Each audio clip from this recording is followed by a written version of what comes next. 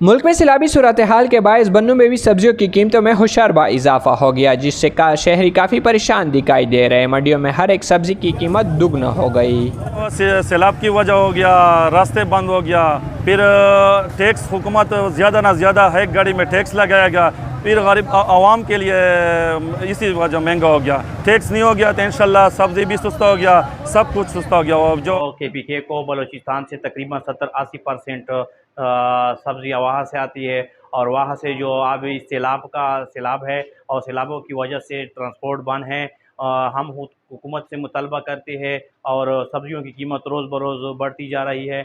हम हुकूमत से मुतालबा करते हैं कि कोई हंगामी तौर पर कोई ऐसा हाल निकाले कि सब्जियों की कीमतें कम हो जाए।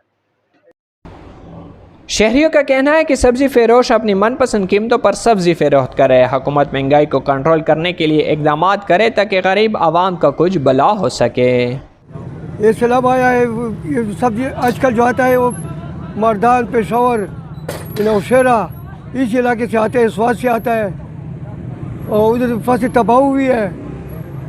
छोटी छोटी जगह जो है ना वो सब्जी रह गया है, इसी वजह से सब्जी महंगा हुआ है।